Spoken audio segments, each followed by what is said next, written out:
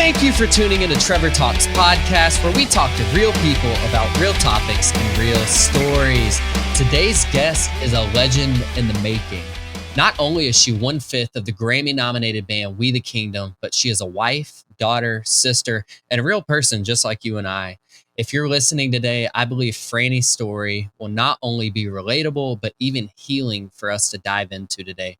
Here is my interview with Franni Cash Cain. Franni, thank you so much for being here today.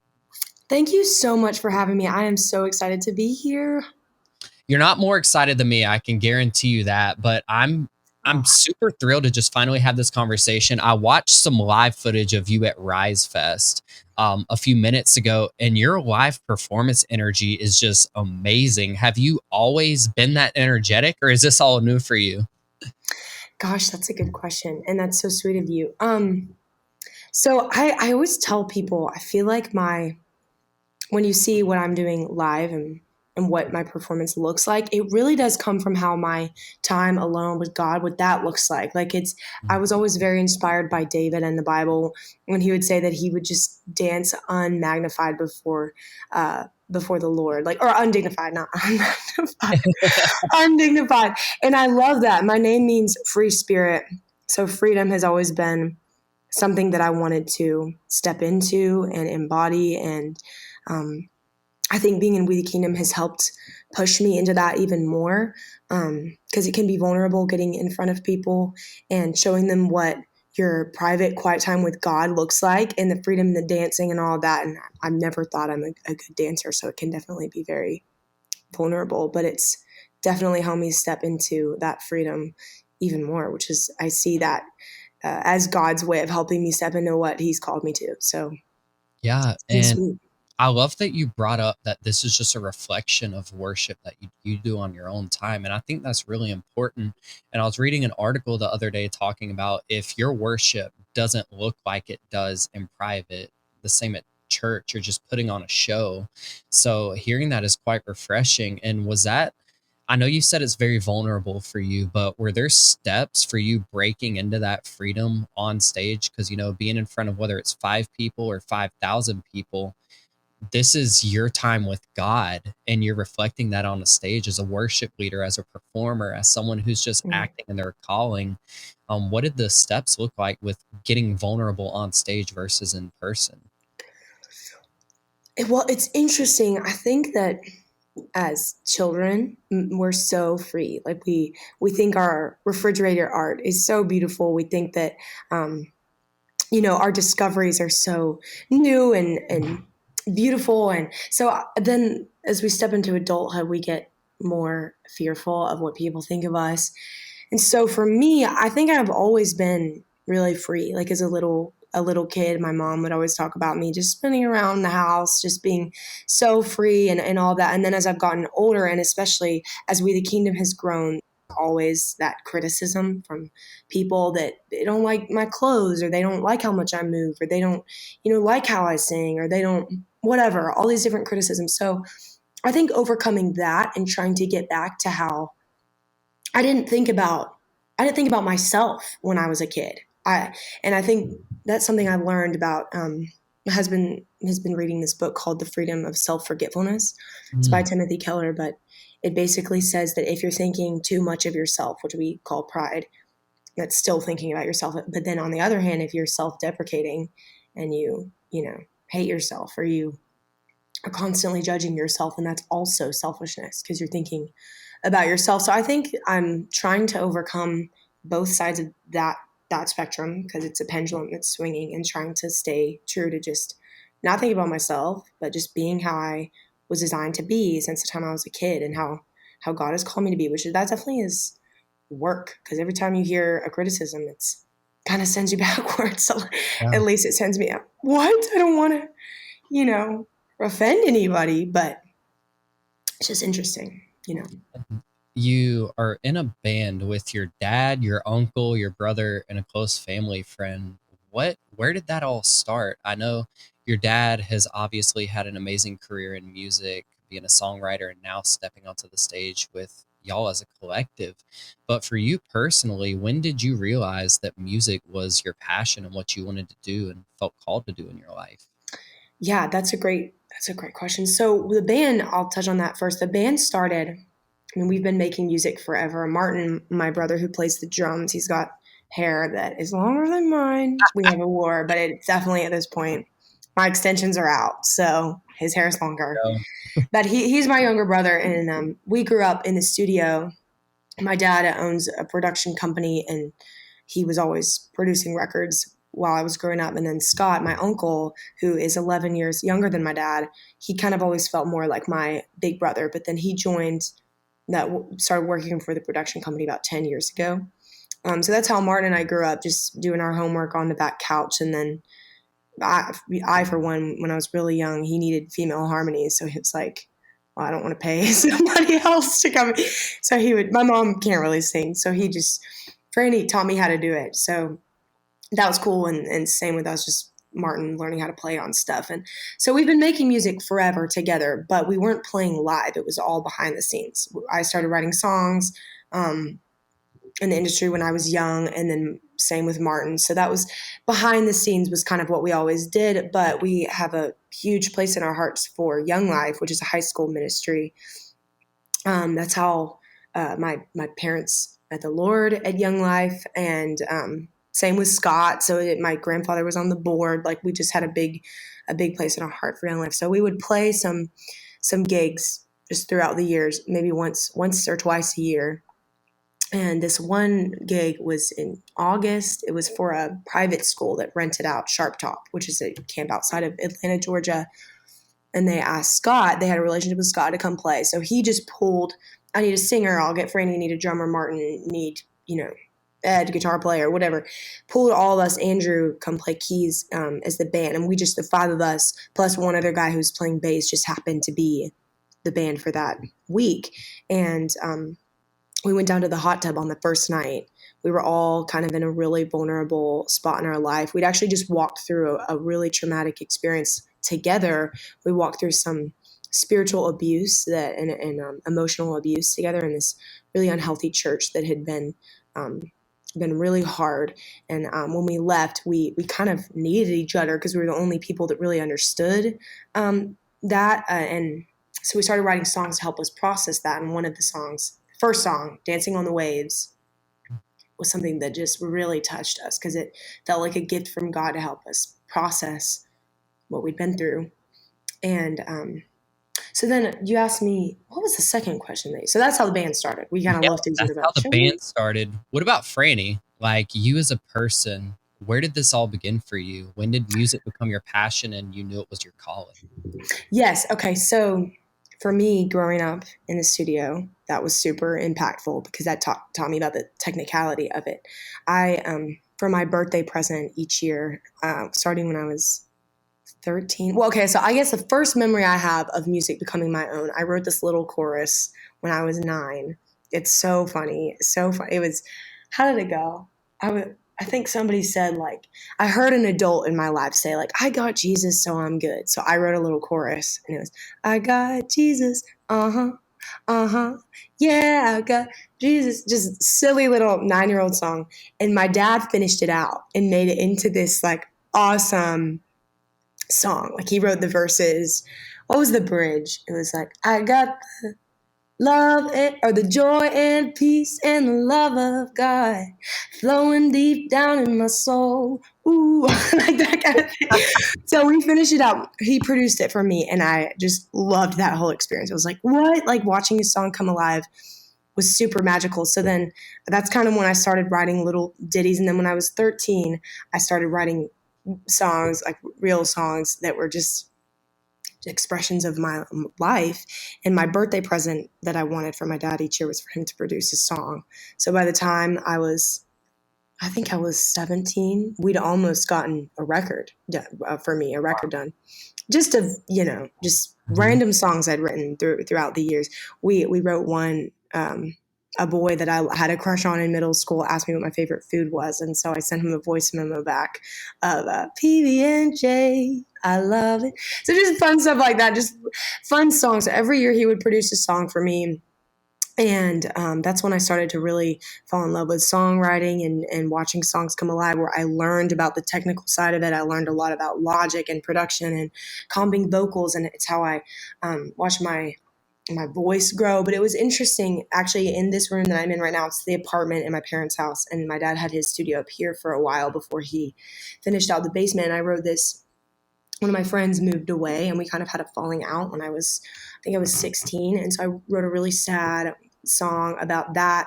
And we were in here recording the vocals, and Dad turned off the lights, lit a candle, and he was like, "All right, I just want you to get in tune with like the sadness of this moment, sing through that." So I ended up having this emotional breakdown in the middle of it, and he never hit stop. He just let me. I cried, though I couldn't even sing. Cried the whole way through, and he turned that vocal take down and used so he couldn't, the volume was all the way down so you couldn't hear it. And he was like, I just want that to be a part of what shapes this song, just the heart and the emotion of it. And he used a few words that had some cracks in it from that take, and it taught me about having, it doesn't have to be perfect, it has to have your heart in it and your emotion, and how to sing from a real and raw place, and however whatever you need to do to get there, to make sure that you do that so that it can be real. And so that was a huge moment that shaped me as a singer, to just be real. And then when I out of high school, I went and did this missions program with YWAM. Mm. I went to Hawaii for my training and then Nepal for my outreach. And my job was to lead worship for my team when I was in Nepal. We all kind of had a duty, and mine was the worship leader. And I remember being, we were at this Buddhist temple, and it was just this really tragic place, like very dark. There was a lot of just extremely poor or extremely crippled people walking around begging for money and hoping and praying for healing or for prosperity. And it just hadn't happened their whole life. And so we would sing worship songs outside the temple, and these two girls ran up to me, and they, in broken English, they said, I feel joy and peace for the first time. I've never felt this feeling before. And for me, like, it was honestly hard to feel joy and peace in that country. The people were beautiful, but the culture was just so broken and dark. And when I heard that, it kind of shook me, and I was like, whoa, I've been privileged. Even though I've walked through some really hard things in my life, I've had the privilege of getting to experience the joy and the peace and the love of God. And some people have never had that. And so it really just lit a fire in me, where I was like, I can't waste my life. Like, I've got to get out there and help share this, because it broke my heart. So I think that was a moment where it was. And then one last question. I'm sorry, I'm ranting here, or one last point. Whenever we wrote that first song, "Dancing on the Waves," that I was telling you about, we just walked out of that really broken time. And so on our way down to that camp, I remember writing in my journal, personally, I felt like my life was falling apart. I was so confused about God, why he let this really hard thing happen to me, why I'd had to go through all of that for a while. And I was just uh, really angry at God. And I'd been trying to be the good girl. I'd worked so hard to earn his approval and affection, and then I was just done. I kind of just went the other way. It was like, I can't do this anymore. I'm not going to follow you, God. I can't do this anymore. It's too hard, and I'm angry at you. And then the next night, that song, "Dancing on the Waves," just kind of fell out of the sky. And the lyric was, I'm reaching out, I'll chase you down.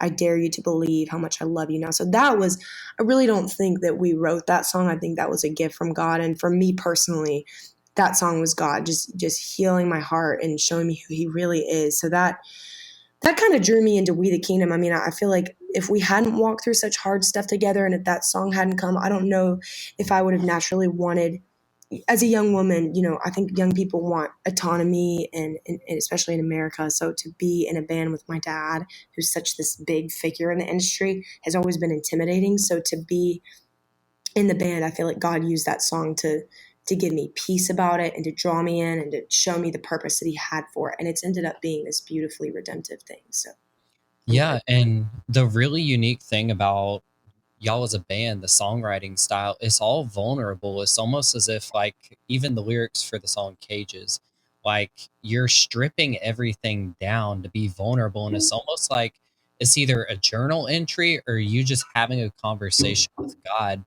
And it's really easy to sing along to. Like, obviously, Yeah. if people listen to the Ocean Way Nashville record that y'all just put out, all of the live records, like it's all vulnerable. It's almost as if when you hear it, it was written to be declared. It was written Mm. to invite people into a spirit of vulnerability and just being honest with themselves. Is that intentional on y'all's part, or is it just y'all being true to yourself and people just happen to relate with it?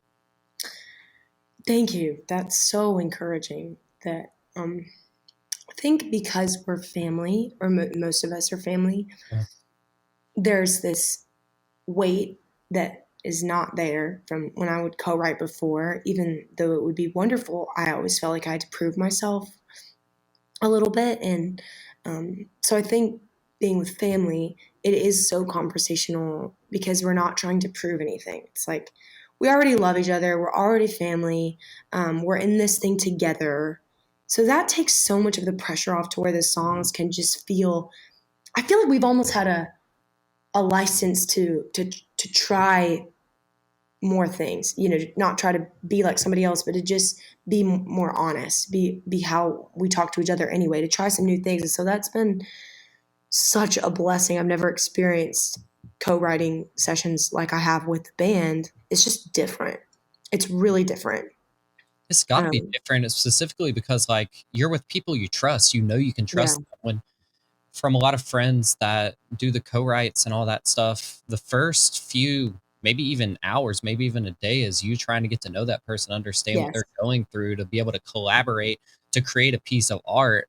I can't even imagine, like your dad, for instance, has been doing this for decades. He's co-written hundreds of songs by now, I'm sure. And it's it's so vulnerable Yeah. again. Like you're writing out things that are on your heart. You're writing out things that are going to empower possibly even the global church.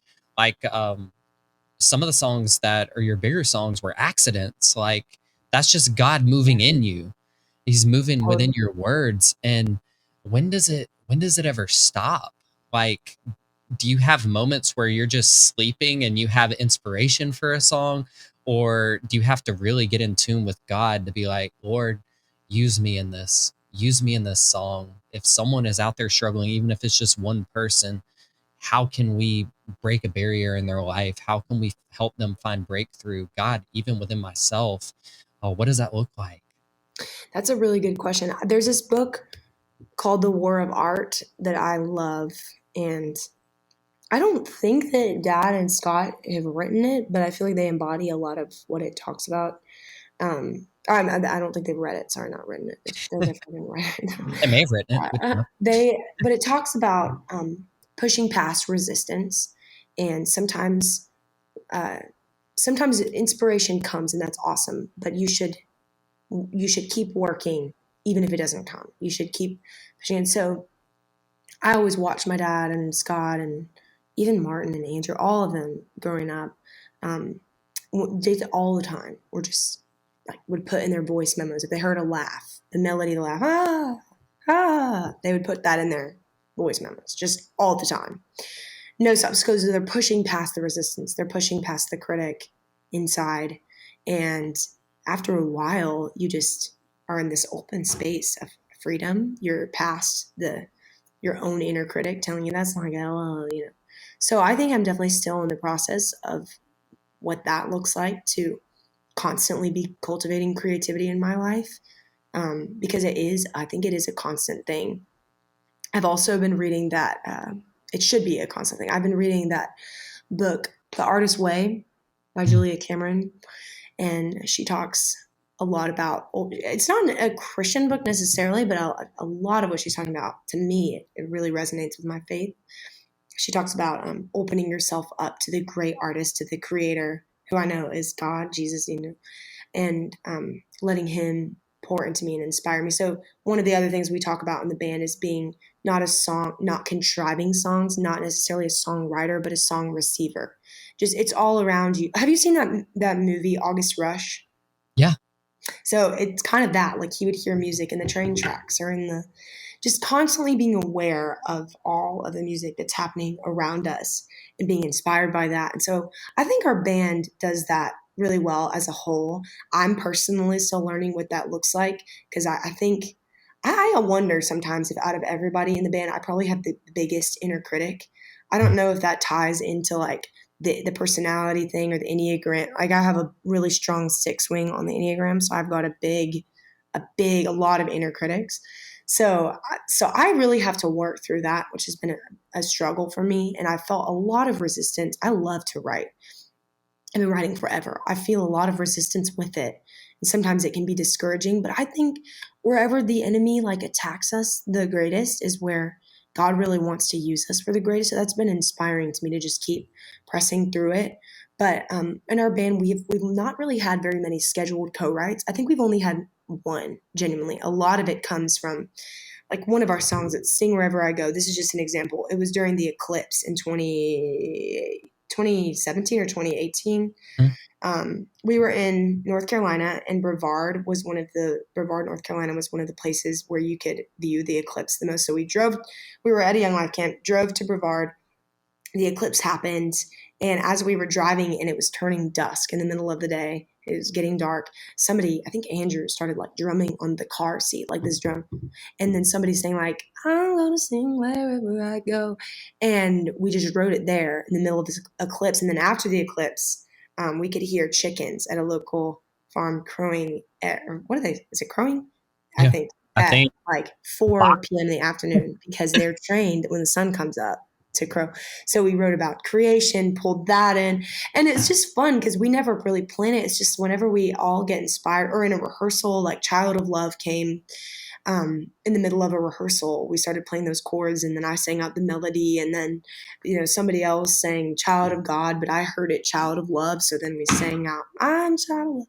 We're like, that's cool, we should write that. So we finished it out, and it's fun. I feel like it's never contrived. It's never felt contrived up to this point, and I hope and pray that it stays that way. And you talk a lot about reading, and you also talk about obviously vulnerability, which we've hinted on a ton, which is important. Have you ever found yourself struggling with mental health, and how did you work through that? Oh gosh, yes. I actually, it's speaking of vulnerability. Mental health is something that I'm not quite opened up about yet. I mean, I'm now getting to a place where I want to start talking about it more, but I've almost felt like I still struggle with it.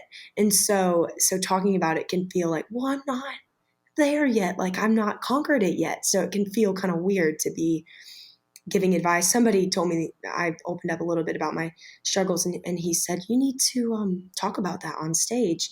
And I was like, I can't. I'm not like, there yet. But I think I'm learning more about just being open about it is going to help other people know, like, we all to some degree struggle with in our mental health. And so learning how to get to a place, but I've really struggled, and I used to really struggle with self-harming, especially when we came out of that really dark time in that spiritual abuse we went through. I really struggled with that, and that was really sad.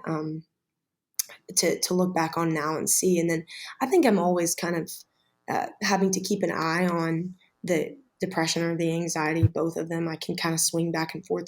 But something that I was at a church the other day, and this lady, I was talking, she gave me a devotional, and I said, oh, this will really help with my anxiety. And she said, don't call it your anxiety. And I got offended. I was like, that's my story. Like, you don't know what I'm going through, at first. And then I thought about it. And this is not the case for everyone, by the way. Some people have like different, like an actual mental, chronic, medical thing with anxiety. But for me personally, when she said that, it hit me because I was like, wow, yeah, like if I don't eat, then I'm going to get hungry. If I don't sleep, I'm going to get tired. If I'm not spiritually fed, or if I'm not, you know, stable in my lifestyle with We the Kingdom, there's a lot of transition, there's a lot of traveling, there's a lot of change. So sometimes I can easily slip into a depressed headspace where I just have a hard time getting out of bed or have a hard time doing anything. And so I realized, I was like, okay, that's not like me having this medical condition. It's just like, oh, I just need to go be alone or go on a walk or go. So I'm learning about healthy rhythms to just not feel like it's this crazy thing that's overtaking my life, but just to keep an eye on it, keep a check on it, give myself grace, and learn these healthy rhythms to stay healthy. And it's awesome in the band. I just actually opened up with them a couple weeks ago about how touring can sometimes really take a toll on my mental health. And Yes. now that they know that, they've been able to really help keep an eye on me and help me stay safe. If they notice I'm like kind of being a reclusive, they'll pray for me or talk to me, and that's been beautiful to have people that have helped me, become more healthy. So I'm very grateful for that. Yeah. And y'all as a band go through counseling, right? We do. Yeah. And We do go to counseling. how, like, you got married this year. Congratulations, by the way. Thank you Your so husband's an much. amazing musician as well. He It's, is. it's, how has that affected your mental health? Like, I would imagine it has a positive effect, but you also have to learn how to live with somebody. And then on top of being around your dad and your brother all the time, like, how has being married benefited your mental health or just helped you become more of a positive person? And, or are there any things that you had to work through that you weren't expecting? That's a really good question. Marriage has been a huge gift for me. We just celebrated our 1 year anniversary, and um, I think just having someone who experiences like almost everything that you experience it's almost like a perfect way for someone to see through your lens, because he sees how I interact with my family and then how I interact around my friends, and then the toll that sometimes work can take, or how life-giving it can be. So he sees all of that, and I think that having someone there to pray for me, to know what I'm going through without me having to necessarily catch them up, or just to be able to give me that grace. And Austin is he is such an upbeat, wonderful, joyful, healthy, stable person who has so much wisdom, and he's so kind. I think one thing that I've really loved about him is he really lives out that scripture to believe the best about people. And in a way, I've seen so many people flourish and blossom, all of his friends, because of the life that he speaks into them. I think Austin sees people the way that God sees people. And so I think he's seen me that way, and it's helped me step even more into being that person. And so I want to be more like that to people. I want to see them the way that God sees them. I want to speak life over people, and just it's like he's not even trying to speak life. He just does. He already just sees them like how they should be, and then they're like, oh, I can be that way. And so I felt that way. So in terms of my mental health, that has definitely lessened since I've been married, for sure. That the mental health struggles have definitely calmed down. And yeah, and like I used to be alone when I would have panic attacks, but now I have somebody. And at first that was awful because it's like, I don't want you to see me dealing with this. But now it's just the coolest thing, because he can help me remember, like, oh, just breathe, or just, all these cool, it's a huge gift. It really is. God was so good to give us the institution of marriage. It's really a beautiful thing.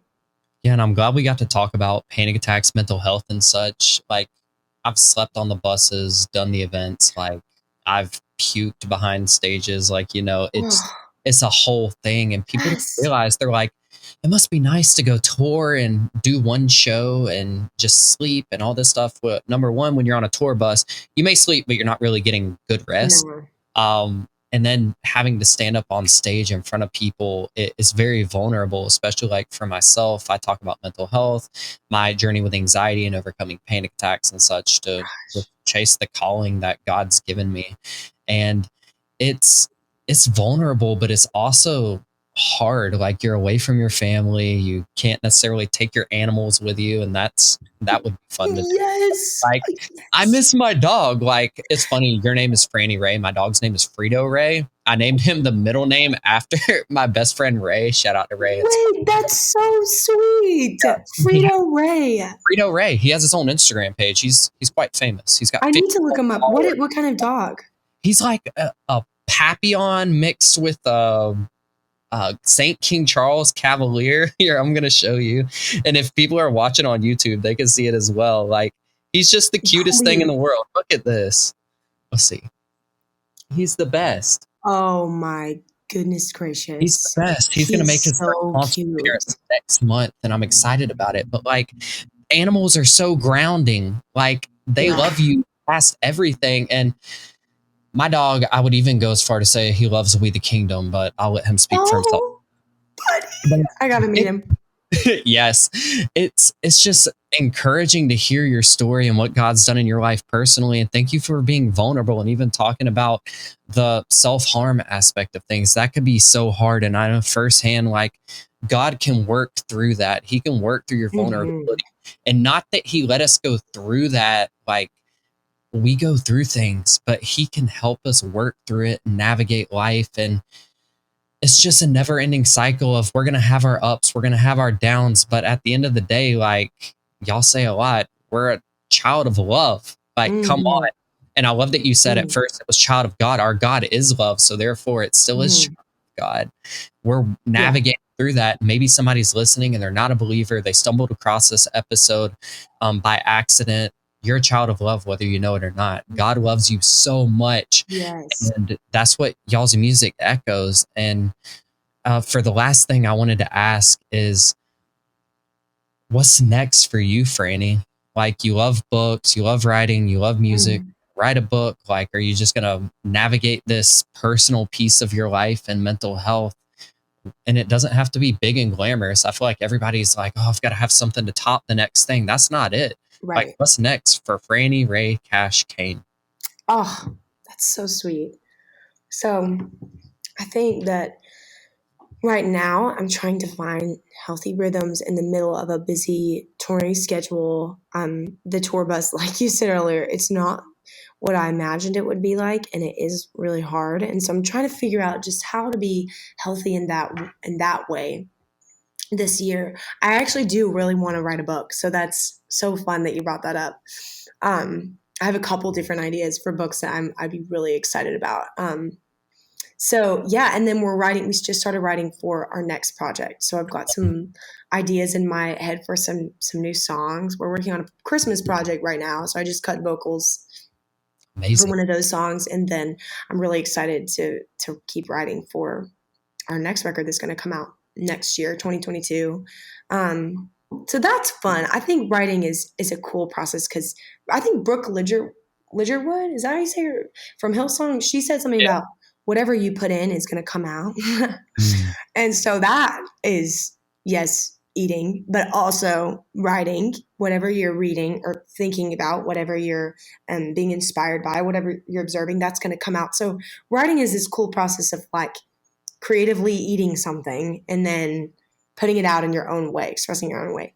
So it's kind of cool to do that. It feels like you're really growing. It feels like you're contributing to the world in some way. It's a really cool process. So I'm excited to get back into that because I think with the busyness of touring, we stopped writing as much. It was really hard, but now we're starting to again. So I'm excited about that, and also um, just keeping my marriage healthy, like learning how to just have fun with Austin. We last night we went on a double date with my brother Martin, who's in the band, and his girlfriend Sarah, who's awesome.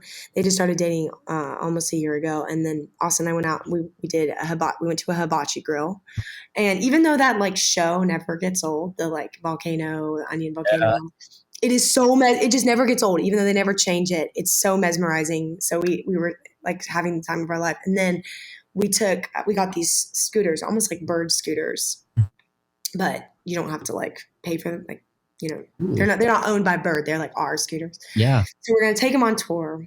So I put some in my car, and then we went through. We were so dumb. We just like to have fun, getting to know them, and we went through a car wash on our scooters, and it was like. Who does It was so fun. It was hilarious. I mean, it was the rain, like the water, and we got soapy. Like, it was hilarious. So just having fun, Yeah, having fun with friendships, doing fun stuff like that. So that kind of brings me life. That kind of stuff. I love that. I love to It hear was that you're hilarious. having fun at what I am declaring is the tail end of this pandemic. Lord, no more shutdowns, no more of that No more. stuff. God, Ooh. But Franny, this has been awesome. Thank you so much for just opening up with us and sharing about the music and your life, being personable with us. And I just want to let everyone know, go get the new record. It's amazing. Woo! It's phenomenal. I can't wait to hear what is coming next. We're going to link your social media and the links for Spotify, Apple Music, and everything in the description below. But where can people find more about you, Franny? So about me, that my Instagram is primarily where I like to put all my funny videos.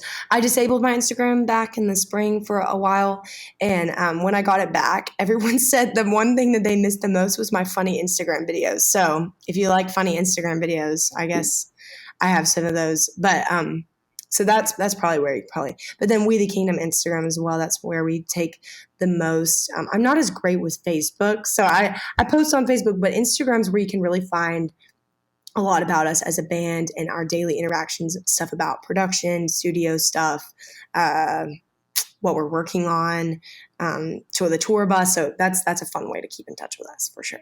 That's awesome. And like I said, we're going to link that stuff in the description below. If you're watching on YouTube, be sure to subscribe. If you're listening anywhere else, be sure to give us a follow.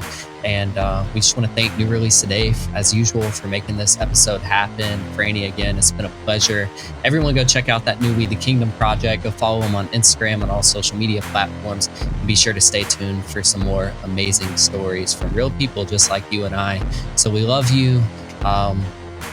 We can't wait to talk to you guys next, and we'll see you next week.